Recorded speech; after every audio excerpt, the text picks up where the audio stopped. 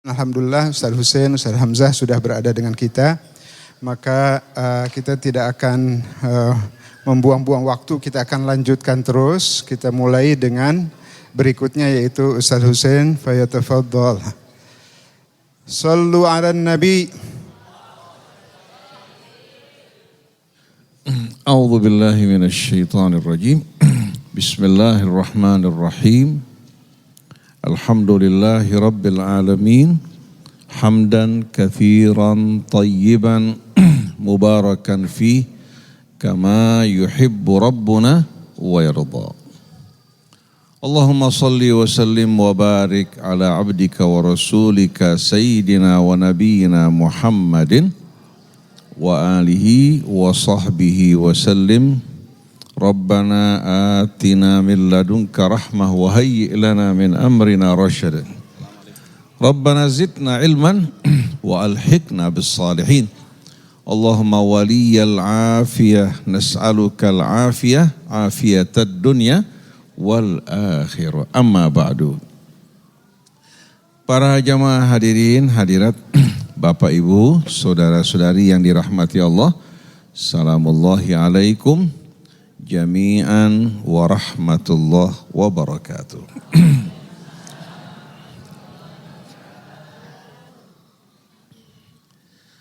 Pagi hari ini alhamdulillah Allah pertemukan kita kembali. Semua dengan izin Allah Subhanahu wa taala. Tanpa izin, tanpa rahmat dari Allah tidak mungkin kita akan dapat berkumpul di tempat ini. Mudah-mudahan perkumpulan kita ini kelak di hari akhir merupakan perkumpulan yang disaksikan oleh Allah Subhanahu wa taala, dijadikan sebagai wasilah untuk menggapai keridhaannya, bermanfaat bagi kita, keluarga kita, dan juga dapat kita amalkan dengan menyampaikannya kepada saudara dan saudari kita yang belum mendengar. Para jamaah hadirin hadirat yang dirahmati Allah. Ajaran agama kita sebenarnya amat simpel dan sederhana. Tapi kebanyakan dari kita membuat sulit agama Allah Subhanahu wa taala. Kalau kita kembali kepada kitab Allah, dari mulai dini anak-anak kita diperkenalkan pada ayat-ayat Allah, melalui ayat-ayatnya kita mengenal Allah, mengenal juga para nabinya, rasulnya, malaikatnya, mengenal juga hari akhir dan bukti-bukti yang dipaparkan Allah, niscaya kita akan memiliki fondasi yang kuat. Tapi sayang, sungguh sayang, justru kebanyakan kita memulai agama kita atau mengenal agama bukan dari Al-Quran. Betul Quran kita baca, kita hafal, apalagi sekarang dibaca dengan suara yang indah, tapi hanya sebatas kulit, belum meresap ke dalam. Ada kesan sebahagian orang mengatakan bahwa kita nggak bisa langsung kepada Al-Quran. Padahal Nabi membacakan Al-Quran kepada para sahabatnya. Para sahabatnya membacakan Al-Quran kepada orang-orang yang berada di sekeliling mereka. Pada hari ini, saya kira mungkin Bapak Ibu telah menerima kopi dari apa yang kita akan kaji hari ini. Yaitu berbicara mengenai Al-Islam. Atau sudah kirim, Beb? Udah? Oh belum? Oke. Nanti insya Allah akan dikirim. Kita akan memulai kajian kita hari ini untuk memahami apa itu Al-Islam dalam Al-Quran. Sederhana, mudah untuk difahami dan dimengerti. Apabila orang ditanya, apa itu Islam? Apa itu Islam? Mungkin kita akan menjawab dengan rukun-rukunnya. Betul enggak Ibu sekalian? Rukun Islam itu ada nih. Tapi bukan ini jawabannya. Itu berbicara mengenai rukunnya, kita ingin tahu apa Islam itu sendiri. Apa Islam? Kalau Ibu ditanya apa itu Islam? Kira-kira apa artinya ibu-ibu sekalian? Di dalam suratul Baqarah, ya, Allah berfirman, "Waman yarghabu," nanti ini mungkin boleh dimasukkan, "Waman yarghabu an millati Ibrahim illa man safiha nafsa." Tidak ada seorang pun yang berpaling meninggalkan millah Ibrahim, jalan hidupnya, kecuali orang yang bagaimana? Orang yang ada gangguan pada akalnya. Kalau seorang jahil ya, dia dapat diajarkan. Tapi kalau seorang safih, memandang hal yang salah benar di matanya. Sebaliknya yang benar salah. Dan dia bersikukuh ya, terhadap pendapatnya. Dia sakit tapi merasa dirinya sehat. Repot enggak? Ini safih. Oleh karena itu pepatah mengatakan, kullu insanin yu'ani min syai' wa ana ansaful majanina. Tiap orang pasti dicoba dengan sesuatu. Lalu seorang ulama bilang, cobaan saya yang paling berat itu menghadapi orang yang setengah waras, setengah gila. Kalau dia gila, sibuk dengan dirinya.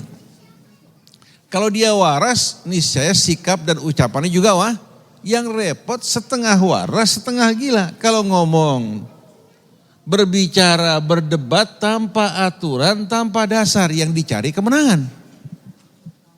Oh, masuk sini ya? Ya ada. Ya di sini ada. Jadi waman yarghabu an millati Ibrahim illa man safiha nafsa. Tidak ada orang yang berpaling dari ajaran Ibrahim kecuali bagaimana? Diartikan apa? Melainkan orang yang memperbodoh dirinya sendiri. Betul. Jadi tidak ada orang yang berpaling dari ajaran Ibrahim kecuali orang ya yang melakukan apa?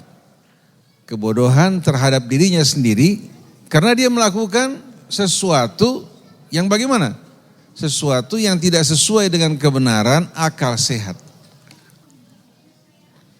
Kalau dia mau mendengar, mau berfikir, niscaya dengan mudah petunjuk Allah Subhanahu wa taala masuk. Oleh karena itu seorang kalau dikatakan safih dalam bahasa Arab, luar biasa. Kalau idiot masih mending. Kalau idiot ini sibuk dengan dirinya kan. Kalau ini safih wal iyadzu billah, bodoh, merasa dirinya paling pinter dan kepala batu lagi. Oleh karena itu ada persaingan di antara orang safih ya, di antara orang safih dan temannya. Si safih ini bertanya pada temannya itu di rumput-rumput ya, ada apa? Temannya mengatakan burung, dia mengatakan tidak, itu kambing. Akhirnya diambil batu, dia lempar kerumunan atau kumpulan rumput tersebut, ternyata terbang. Si teman bilang, betul enggak saya bilang burung? Dibilang la anzah wa intarat, kambing walaupun terbang. Pada zaman Sulaiman kuda terbang mempunyai sayap. Jadi anzah wa in, jadi dia punya mau anzah. Tanpa melihat fakta kebenaran di hadapannya. Orang semacam ini namanya orang safih.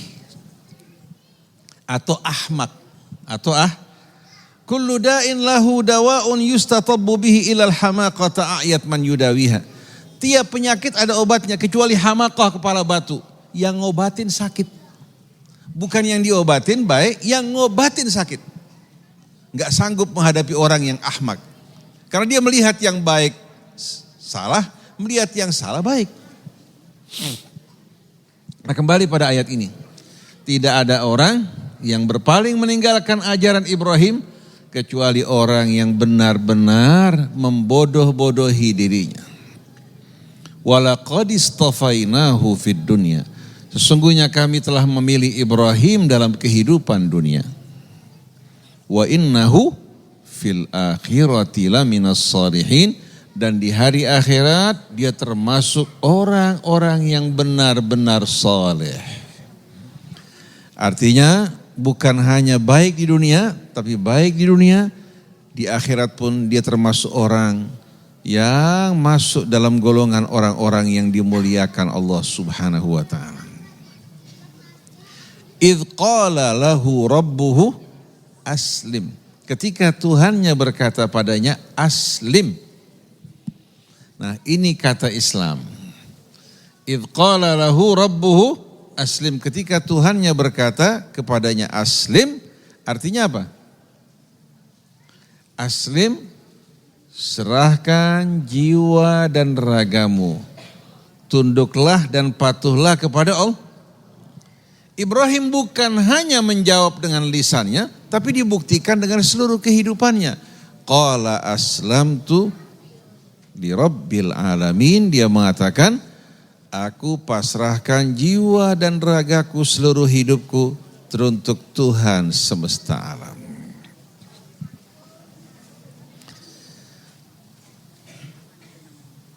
Nabi Ibrahim alaihi salatu wassalam bukan hanya untuk dirinya, tapi dia menyampaikan wasiat ini pada anak keturunannya.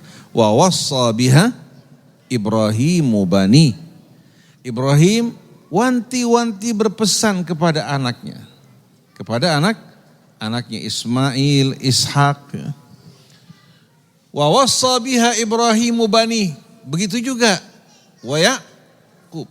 Dan Yakub kepada putra-putranya.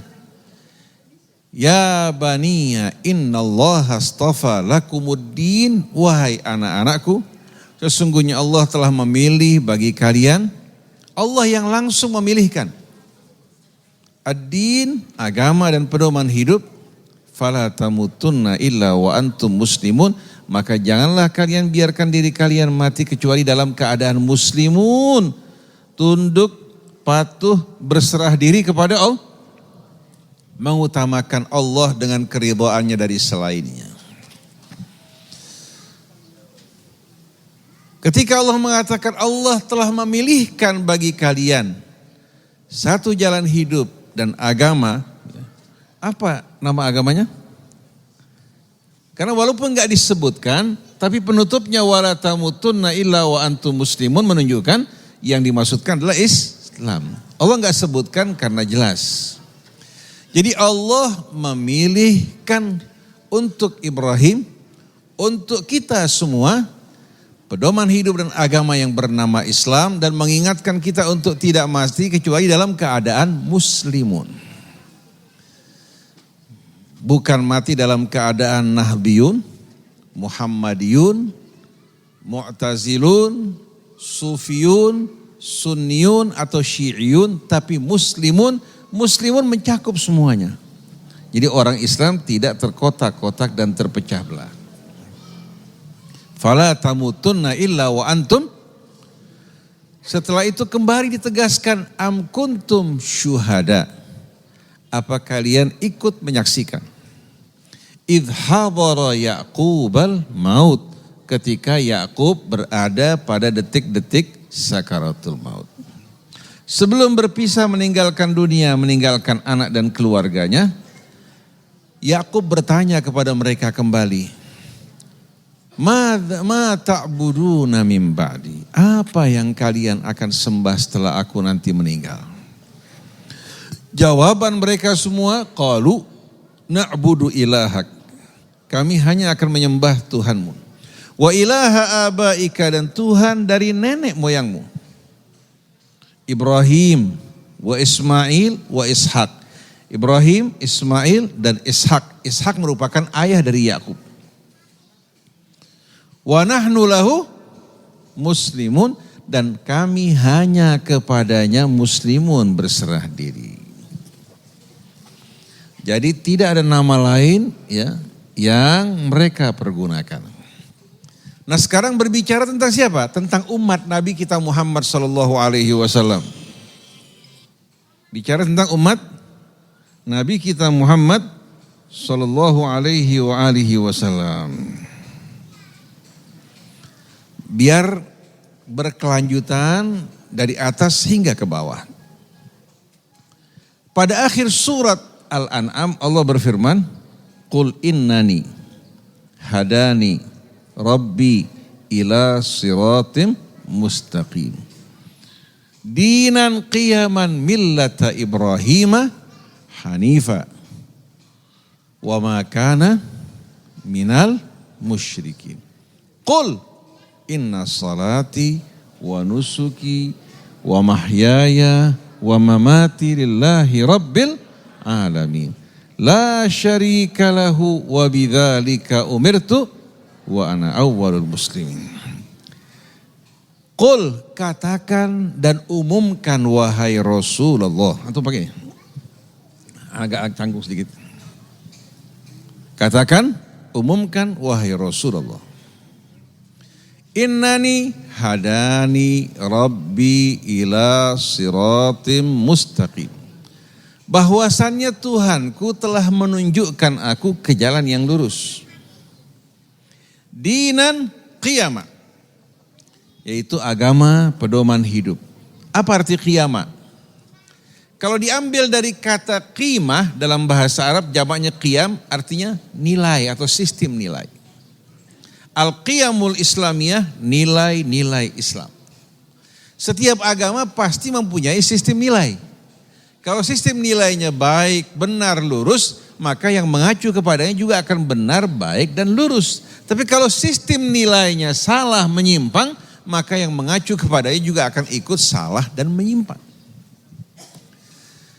Nah, pada ayat ini, dinan qiyamah, Tuhanku telah menunjukkan aku ke jalan yang lurus, yaitu agama, yang di dalamnya terdapat sistem nilai yang lurus. Karena kata qiyam, ada lagi yang mengatakan bahwa qiyam takhfif dari qiyaman.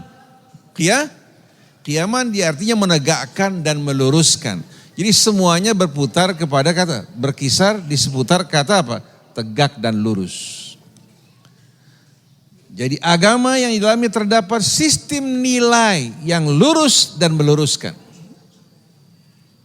Millata Ibrahim hanifa, sesuai dengan jalan hidup Ibrahim yang lurus, wa ma kana minal musyrikin, dan sekali-kali tidak tergolong dari orang musyrik. Kemudian ayat berikutnya menegaskan makna tersebut. Dengan sendirinya millah Ibrahim tadi al-Islam. Nah, ayat berikut ini menjelaskan butiran baiat orang-orang yang mengikuti jejak langkah Ibrahim. Qul, katakan wahai Rasulullah, inna salati, sesungguhnya salatku, wa nusuki, persembahan dan pengorbananku, wa mahyaya, hidupku, wa mamati, dan matiku, lillahi rabbil, semuanya aku persembahkan teruntuk Allah Rabbul Alamin, Tuhan semesta alam. Berarti yang Allah minta dari kita bukan seperempat, bukan separuh hidup kita, tapi seluruh hidup kita betul-betul disesuaikan dengan tuntunan Allah, berjalan di atas jalan yang lurus. Cuma sayang yang kita berikan untuk Allah hanya sedikit. Bahkan dari harta kita hanya 2,5% saja. Walaupun orang susah di sekeliling kita, kita tutup mata dengan alasan yang wajib 2,5%. Sedangkan orang Nasrani yang mereka wajibkan tiap bulan 10%, belum sumbangan mereka. Hingga umat mereka maju, sedangkan kita hidup dalam kemiskinan. Tega menyaksikan saudara kita hidup dalam kesusahan. Bahkan di antara kita sesama umat Islam, komitmen kita ini kurang apa? Komitmen kita kurang baik. Kalau kita janji untuk saudara kita, kita salahi janji kita. Kalau kita kerjasama dengan saudara kita ingin mengambil keuntungan terbesar, saudara kita berikan hanya sedikit. Kita janji untuk seorang maklar, katakan sekian, begitu selesai jadi kita kurangi dengan alasan kamu tidak punya modal. Jadi perlakuan kita terhadap saudara kita tidak mendorong mereka maju. Kita ingin maju untuk diri kita, tapi kesenjangan antara kita dan saudara kita semakin lama semakin jauh. Dalam perusahaan seharusnya yang bekerja bersama kita, mereka mitra. Bukan hanya pegawai, tapi mereka mitra. Di saat kita meraih keuntungan yang cukup besar, seharusnya mereka juga ikut menikmati dari keuntungan tersebut. Jangan kesenjangan semakin hari semakin jauh antara pengusaha dan orang-orang yang bekerja untuk mereka. Bagaimana mungkin akan maju?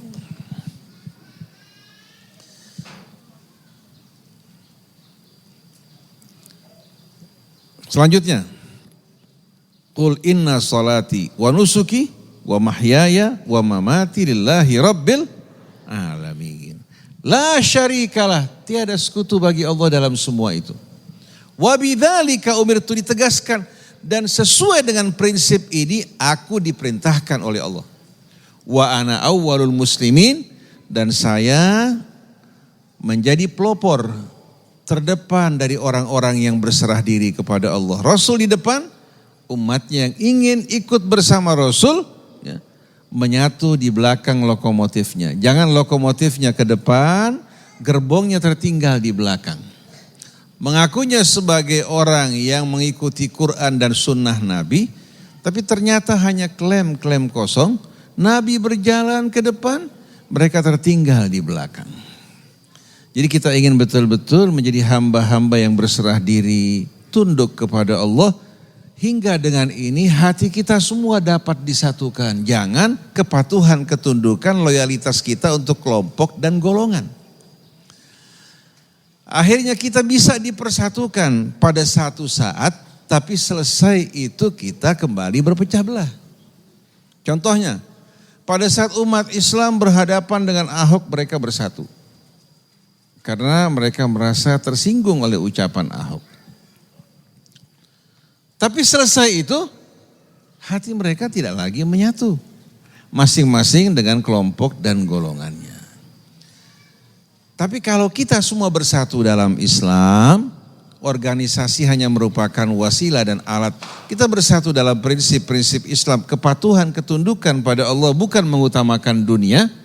Niscaya Allah akan menjadikan kita umat yang kuat, umat yang berada di depan sesuai dengan janji Allah Subhanahu wa taala. Jadi jelas arti aslama yuslimu islaman artinya apa? Aslama yuslimu islaman artinya berserah diri secara murni dan tulus, tunduk dan patuh. Di saat Ibrahim mengatakan aslamtu wajhiya lillah, berarti apa? Aslamtu li rabbil alamin, berarti apa? Berarti dia betul-betul menyerahkan jiwa dan raganya teruntuk Allah. Tidak pernah Ibrahim merasa ragu. Ketika berhadapan dengan api, memilih keselamatan hidupnya, kalau mengikuti kemauan raja, atau dibakar dalam api karena mengutamakan Allah. Dia memilih untuk dibakar dalam api. Dengan penuh kepasrahan dia berkata, hasbiyallah wa ni'mal wakil.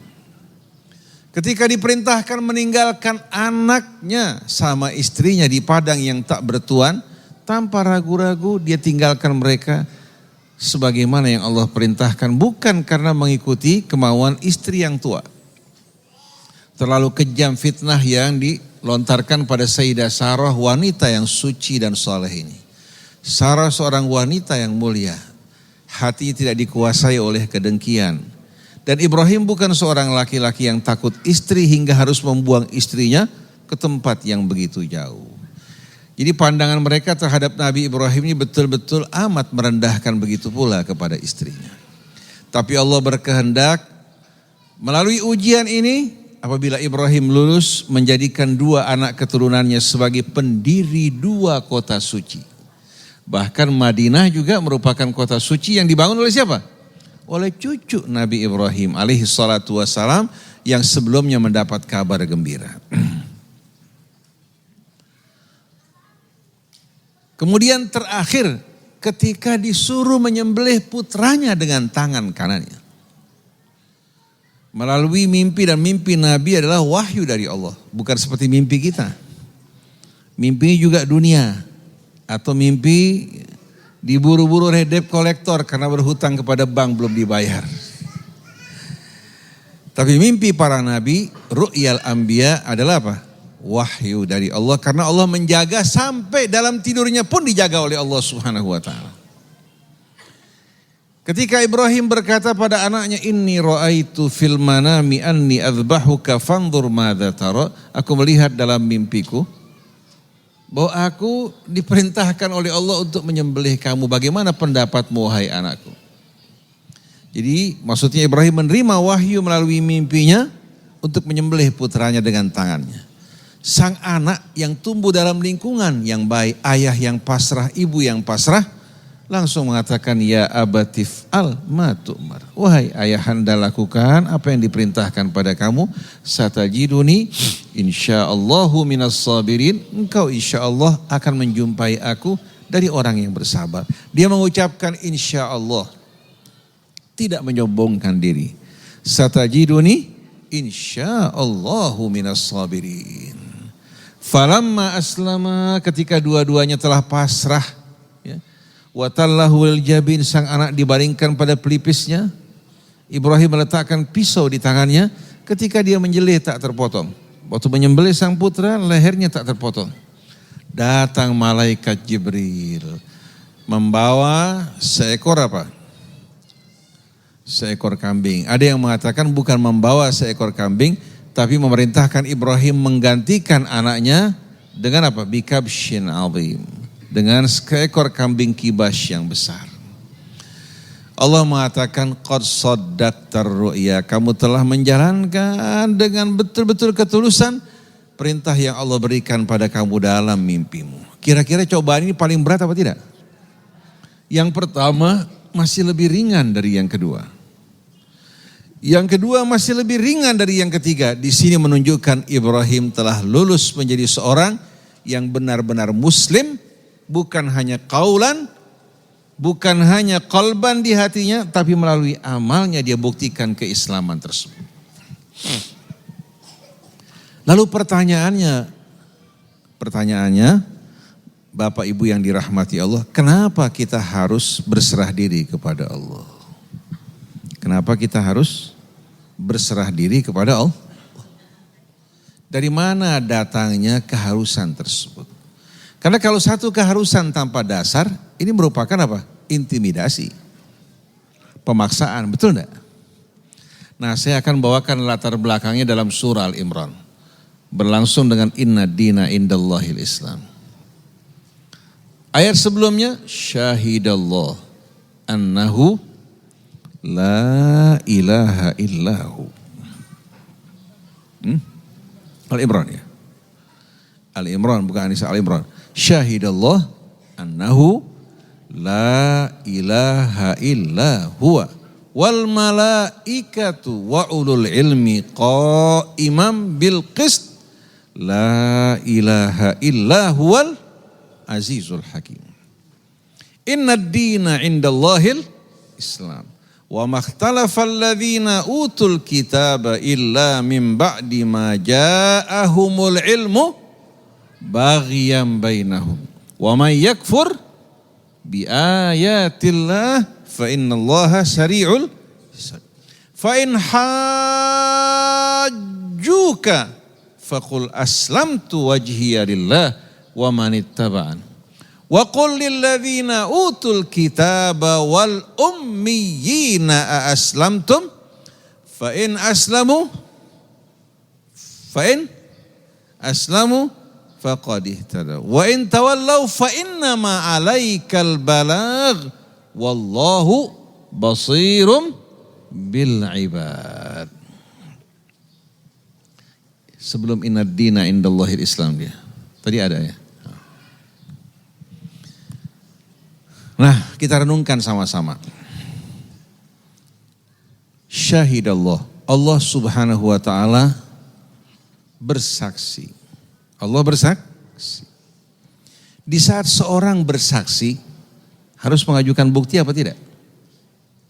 Kesaksian tanpa dasar, tanpa bukti, ya, merupakan kesaksian yang tidak memiliki nilai sama sekali.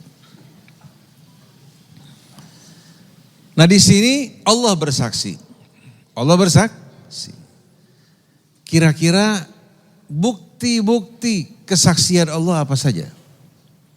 Dalam surat Al-An'am Allah berfirman, "Qul ayyu syai'in akbaru syahadah." Katakan, kesaksian siapakah yang paling besar dan paling dahsyat? Qulillahu syahidun baini wa bainakum. Katakan, sesungguhnya Allah menjadi saksi antara aku dan kalian. Wa uhiya ilayya hadzal Qur'an liunzirakum bihi wa man balag. Dan diwahyukan kepadaku Quran ini agar aku berikan peringatan kalian dengan Quran dan siapa saja yang sampai kepadanya. Jadi Allah terangkan bahwa kesaksian Allah adalah kesaksian yang paling besar dan tak terbantahkan. Saya ingin tanya pada Bapak Ibu, melalui ciptaan Allah Subhanahu wa taala, kita umpamanya, kemudian hewan, tumbuh-tumbuhan, bumi ini, kemudian langit ya, dengan bintang-bintangnya termasuk salah satunya matahari ya, yang menjadi apa? Yang menjadi sentral bagi planet-planet yang mengelilinginya. Kemudian matahari bersama seluruh planet mengitari pusat galaksinya. Kita ingin tanya, langit yang dibangun oleh Allah dengan ukuran dan hukum apa tidak? Was-samaa'a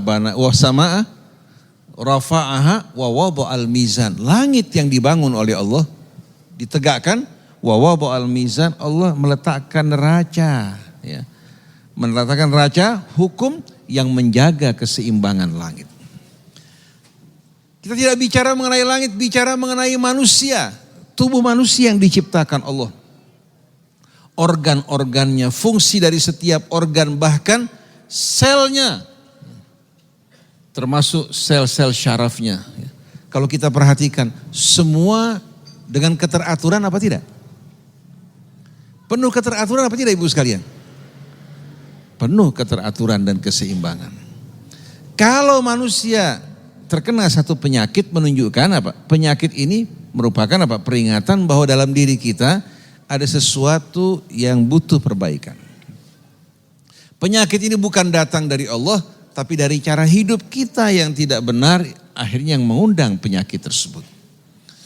Oleh karena itu, baik manusia yang terdapat di Indonesia, yang terdapat di Eropa, yang terdapat dimanapun negara, standar yang digunakan untuk mengetahui ya, orang yang sehat ya, pada katakan kimia darahnya. Begitu pula pada apa kandungan air seninya, semua sama. Waktu diperiksa, tolok ukur HB ada batas minimal, ada batas maksimal. Trombosit ada batas minimal, ada maksimal. Begitu juga leukositnya, hematokritnya, kemudian fungsi hatinya, SGPT-nya, SGOT-nya, gamma GT-nya, semua hadirin sekalian terukur. Di saat berlebihan atau kurang dari itu menandakan bahwa orang ini dalam keadaan yang tidak sehat. Nah, untuk memperingatkan dirinya biasanya gejala demam muncul, perasaan tidak nyaman, atau katakan umpamanya vertigo, atau debar jantungnya tidak menentu, atau katakan sembelit tidak mampu buang air, atau buang air. Ini pertanda yang Allah kirimkan bagi kita bahwa kita dalam keadaan tidak sehat. Nah, dokter bekerja dengan obat-obat dan resep yang diberikan untuk mengembalikan fungsi tubuh manusia dalam keadaan semula. Begitu juga pertanian. Kalau tidak ada keteraturan, bagaimana mungkin petani bisa bercocok tanam? Betul enggak? Karena adanya hukum dan keteraturan, mereka mengembangkan pertanian mereka.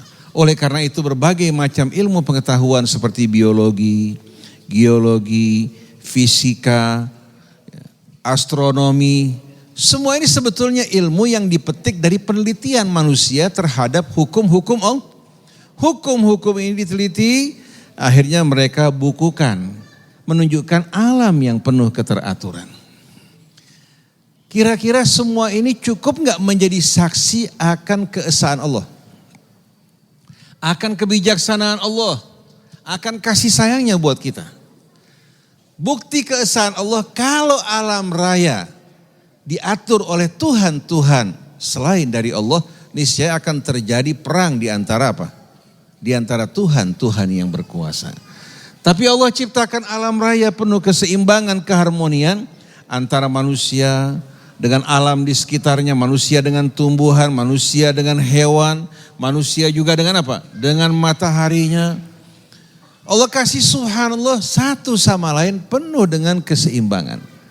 Kalau seandainya ada pengatur, pencipta selain dari Allah, niscaya akan terjadi kehancuran. Walau kana fihima alihatun illallah la fasadata. Kalau terdapat Tuhan-Tuhan selain dari Allah, niscaya langit bumi akan mengalami kehancuran. Nah, saya ingin bertanya pada Bapak Ibu, kira-kira Bapak-Bapak Ibu ini semua yang diatur oleh Allah, fungsi kerja tubuhnya, ya, organ-organnya, ya, mekanismenya semua ditangani oleh Allah. Kira-kira kalau ada manusia mau menggantikannya dengan yang lain, Bapak Ibu terima apa tidak? Arti kita yakin bahwa yang datang dari Allah lebih apa? Kalau Bapak Ibu mengganti gigi, ya, yang datang dari Allah dengan gigi buatan manusia, rasanya sama apa tidak? Merasakan rasa enak enggak? Seperti gigi yang asli. Walaupun gigi-gigi kucing, ya, tapi bisa menikmati, ada rasanya. Kalau gigi palsu, beda walaupun dikron dan lain sebagainya, tetap apa? Tidak akan sama dengan apa yang datang dari Allah. Tangan asli yang dari Allah sama tangan palsu beda apa enggak? Walaupun dibuat dari emas, mana yang lebih baik dengan tangan yang Allah berikan? Artinya kita tidak siap menggantikan aturan hukum-hukum yang datang dari Allah dengan yang lain. Nah, kira-kira Quran yang Allah turunkan langsung, agama yang Allah pilihkan langsung dari Allah Subhanahu wa taala, mana yang lebih baik dengan apa yang datang dari selain Allah?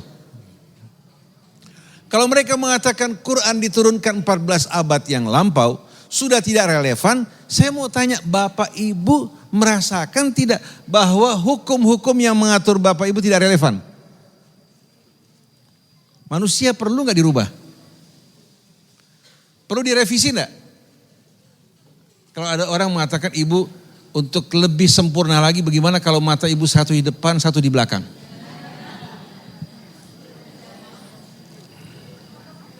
Manusia yang Allah ciptakan dari mulai Adam sampai sekarang dan seterusnya, butuh revisi enggak? Kemajuan teknologi begitu pesat, manusia yang tertinggal, apa teknologinya buatan manusia? Teknologinya buatan manusia, bukan manusia buatan teknologi buta akhir. Betul enggak Ibu sekalian? Jadi kita lihat, kalau yang datang dari Allah tidak butuh revisi. Tapi kalau yang buatan manusia terus mengalami perkembangan. Karena ilmu manusia dari hasil belajar, sedangkan ilmu Allah, ilmu yang menyatu dengan zatnya. Dulu ada televisi hitam putih. Kemudian kalau mau warna kita tambahin kaca warna, ada yang coklat, ada yang merah, ada yang hijau, betul enggak? Ingat enggak Ibu? Kemudian mulai berwarna, waktu muncul televisi berwarna orang heboh. Betul enggak Ibu sekalian? Orang begitu bangga kalau punya televisi berwarna. Setelah itu mulai sistemnya berubah. Dulu kalau kita mau telepon, kita muter ke sentral dulu, betul enggak? Sentral, tolong hubungi Jeddah, tolong hubungi Belanda. Tunggu seperempat jam, setengah jam, mulai bunyi, kering. Kita nggak bisa langsung, betul enggak? Dulu kita banyak menggunakan telex, sekarang telex digunakan nggak? Sudah nggak digunakan lagi, dengan WA aja kita bisa berhubungan langsung bahkan dengan suara. Jadi kalau kita perhatikan sama-sama bagaimana perkembangan dalam teknologi baik itu komunikasinya di antara manusia ya. Sedangkan manusianya itu sendiri pernah nggak ketinggalan zaman? Manusia ya, subhanallah tidak ketinggalan zaman. Dia bisa belajar berkembang, bahkan mengembangkan peralatan-peralatan canggih yang ditemukan manusia. Begitu juga Al-Quran datang dari Allah, beda dengan fikih yang datang dari manusia. Kalau fikih manusia, produk daripada apa? Produk dari interpretasinya. Semua penuh keterbatasan. Oleh karena itu fikih terus berkembang berubah. Sedangkan Al-Quran selalu relevan sepanjang masa. Asal kita mau merenungkan, mengkaji, kita akan menemukan jawaban dari berbagai macam tantangan zaman di hadapan kita. Jadi Allah bersaksi Allah bersaksi. Nah, kesaksian Allah seluruh alam raya dan isinya termasuk kita merupakan bukti kesaksian Allah. Annahu la ilaha illahu, bahwasannya tiada ilah selain dari Allah. Kalau ada ilah selain dari Allah, niscaya Tuhan akan mengadu ciptaannya di antara sesama manusia. Akan terjadi benturan. Umpamanya orang barat ciptaan Tuhan A, di Asia Tuhan B, akan perang enggak? Wal'iyadzubillah. Tapi ternyata seluruh manusia berasal dari ayah ibu yang sama, diciptakan dari asal usul yang sama, penciptanya pun satu. Alam raya sebagai saksi atas semua itu. Malah pengetahuan berkembang membuktikan kebenaran Allah Ta'ala. Wal malaikah, malaikat turut bersaksi. Wa ulul ilmi, termasuk juga orang-orang yang berilmu. Membuktikan kebenaran firman-firman Allah yang tidak meragukan. Qa'iman bil qist, bahwa Allah memerintah dengan penuh keadilan. La ilaha illa huwal azizul hakim, tiada ilah selain dari Allah, dialah satu-satunya yang maha perkasa lagi maha bijaksana. Ini keterangan dari Allah, menunjukkan kesaksian Allah yang tidak meragukan. Kita semua termasuk alam raya berasal dari Allah. Hukum-hukum yang mengatur hidup kita dengan penuh kebijaksanaan datang dari Allah. Maka atas dasar ini, innad dina indallahil, maka agama, pedoman hidup satu-satunya yang diterima, diakui di sisi Allah, yang sejalan dengan apa? Yang sejalan dengan kebijaksanaannya, hanyalah al-Islam, tunduk, patuh, pasrah dengan tulus kepada Allah. Kira-kira meragukan apa tidak? Oleh karena itu, Bapak Ibu perlu tahu Tuhan ini ada dua.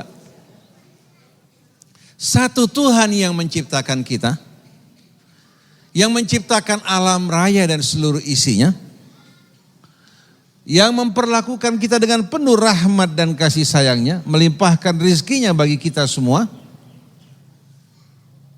dan dia merupakan tempat kita kembali kelak. Satu lagi Tuhan yang diciptakan manusia. Pertama Tuhan yang menciptakan kita, yang kedua Tuhan yang diciptakan manusia. Tanpa dasar kebenaran. Begitu juga jalan hidup, ada jalan hidup yang datang dari Tuhan pencipta kita, yang membimbing menunjukkan jalan kita ke jalan lurus. Ada lagi jalan hidup yang dibuat oleh Tuhan palsu yang kita ciptakan. Kira-kira mana yang lebih benar? Tuhan yang menciptakan kita apa Tuhan yang kita ciptakan? Hukum dan aturan yang datang dari Tuhan pencipta kita apa dari Tuhan yang kita ciptakan? Yang diciptakan manusia. Jawaban yang datang dari Allah pencipta kita tidak diragukan kebenaran maupun rahmatnya. Maka inna dina indallahil Islam. Kemudian kenapa terjadi pertentangan perselisihan di antara umat manusia? Apa karena agama tidak jelas? Tidak. Wa makhtalafal ladzina utul kitab illa mim ba'di ma ja'ahumul ilmu. Dan tidak terjadi perselisihan di antara para ahli kitab, baik Yahudinya, Nasraninya, bahkan di antara umat Islam, bukan disebabkan karena kebodohan, bahkan setelah datangnya ilmu, penjelasan, keterangan yang jelas dari Allah Subhanahu wa taala. Kenapa? Baghyan bainahum, mengikuti nafsu angkara murka. Mengikuti nafsu, bukan mengikuti Allah, berserah diri padanya, tapi dia mengenyampingkan apa yang datang dari Allah dengan mengikuti hawa nafsunya. Akhirnya terjadilah kerusakan di muka bumi. Kalau orang betul-betul berserah diri pada Allah, menerima apa yang datang dari Allah, bersama orang yang serupa tidak akan terjadi pertentangan. Tapi memperebutkan dunia ini yang menimbulkan pertentangan. Contohnya sederhana, kalau kita semua bersama-sama mengedepankan keridhaan Allah, mengutamakan agama Allah dari nafsu kita, kita akan rukun enggak? Tapi kalau kita memperebutkan, katakan kedudukan, atau beberapa laki-laki memperebutkan seorang wanita, kira-kira berkelahi apa tidak? Pasti berkelahi. Saling memuji, saling menjelekkan. Saling menjelekkan. Datang kepada wanitanya, hati-hati si fulan orangnya suka begini, suka begitu. Yang satu mengatakan hati-hati, ini orang suka mukul, suka menggunakan kekerasan. Tapi kalau kita menuju Allah bersama-sama, tidak akan ada kebencian di antara kita. Karena ini bukan lagi cinta syahwani yang kembali kepada syahwat, tapi cinta yang bersumber dari iman dan kesadaran. Wa makhtalafal ladzina utul kitaba illa min ba'di ma ja'ahumul ilmu baghyan bainahum. Berulang kali Allah sebutkan baghyan bainahum. Hasrat keinginan yang tidak benar, yang menyimpang, yang melanggar hak-hak orang lain namanya baghyan. Wa may yakfur bi ayatillah fa innallaha sari'ul hisab. Siapa yang ingkar kepada ayat-ayat Allah, maka ketahuilah hisab Allah amat cepat. Tidak lama kehidupan dunia akan berakhir. Kemudian kita akan berdiri di hadapan Allah Subhanahu wa taala. Setelah itu, fa in hajjuka, kalau mereka mendebat, membantah kamu wahai Rasulullah, debat mereka bukan atas dasar kebenaran, tapi debat kusir, debatnya orang-orang yang membodohi diri mereka sendiri. Faqul aslamtu wajhiya lillah. Katakan pada mereka, aku telah mengislamkan, menyerahkan wajahku, maksudnya jiwa dan ragaku, arah hidupku hanya teruntuk Allah. Wa qul lil ladzina utul kitaba wal ummiyin, katakan pada mereka yang menerima Alkitab. Begitu pula al-ummiyin, bangsa Arab yang kebanyakan dari mereka tidak berpendidikan dan terpelajar. A aslamtum, maukah kalian ikut bersama saya berserah diri pada Allah? Fa'in aslamu, kalau mereka mau berserah diri, tunduk, patuh, faqad ihtadaw. Berarti mereka menerima dan mengikuti petunjuk yang datang dari Allah. Tapi wa in tawallau, kalau mereka berpaling, fa innama alaikal balagh, tugasmu wahai Rasulullah bukan memaksa, tapi menyampaikan pesan-pesan Allah. Fa innama alaikal balagh wallahu basirum bil ibad. Sesungguhnya Allah Maha melihat, Maha tahu tentang hambanya. Jadi tugas para da'i sama dengan Nabi, memberikan peringatan, menjelaskan dengan sejelas-jelasnya. Nah, sebagai penutup Ustaz Hamzah akan melanjutkan dalam hal ini juga. Saya ingin bertanya pada Bapak Ibu, kira-kira kalau kita semua bersatu dalam Islam, kita akan rukun apa tidak? Tapi kalau satu orang mengatakan saya NU, satu lagi mengatakan saya Muhammadiyah. Yang NU bilang jangan sholat di Masjid Muhammadiyah. Yang Muhammadiyah mengatakan NU ahli bid'ah. Ini merupakan pembicaraan yang kita dengar dari mulai kita kecil. Sampai satu orang di Madura ditanya, agama kamu apa? Dia bilang NU. Bukan Islam. Dia bilang kalau NU pasti Islam, kalau Islam belum tentu NU. Ini jawaban orang pintar, orang bodoh. Orang keblinger, bukan hanya bodoh, keblinger. Kenapa kita gantikan pilihan Allah yang diakui oleh Allah dengan apa? Dengan pilihan kita. Kalau orang datang, ya, katakan masuk ke Saudi Arabia, visanya palsu. Waktu diperiksa di airport dimasukin enggak? Walaupun ada stempel, tapi ternyata nomor visanya tidak terdapat dalam apa? Dalam komputer, ditolak enggak? Begitu juga orang kalau datang ke hari akhir nanti bukan bawa Islam, tapi bawa fanatisme kelompok golongannya. Kira-kira akan selamat apa tidak? Oleh karena itu organisasi ini jangan sampai memisahkan di antara kita. Karena tujuannya untuk memperjuangkan agama Allah. Oleh karena itu jangan kita mau dipecah belah pada saat pemilu. Akhirnya suara kita tidak bulat. Kita menerima tawaran materi, kita lupa pada Allah. Ada beberapa kalangan datang ke rumah saya, alasannya mau belajar. Kebetulan ini orang yang dekat dengan wakil presiden beberapa waktu yang lalu. Saya bilang ahlan wa sahlan, kalian mau belajar silahkan. Tidak perlu mengeluarkan sepeser pun, bahkan kita sediakan makanan. Tapi saya tidak mau diajak berkampanye. Saya punya loyalitas untuk Allah dan saya menyampaikan amanat Allah. Kalau saya bekerja untuk seseorang, akhirnya saya punya lidah ini ya, bisa apa? Bisa lurus dan bengkok. Saya lihat kesalahan Anda benar, lihat kebenaran orang lain salah. Saya punya tugas dai mengajak kalian kembali kepada Allah. Kalau seandainya Allah ridha dengan kalian, Allah Subhanahu wa taala melihat kalian orang yang baik untuk bangsa negara ini, saya doakan mudah-mudahan berhasil. Kalau tidak, mudah-mudahan Allah gantikan dengan yang lebih baik lagi. Kalau kita berkampanye pasti kita akan apa? Akan bela. Betul enggak? Padahal kita harus punya sikap yang tegas, objektif, berpihak pada kebenaran dalam hal ini. Nah, kita berharap umat Islam suaranya bulat.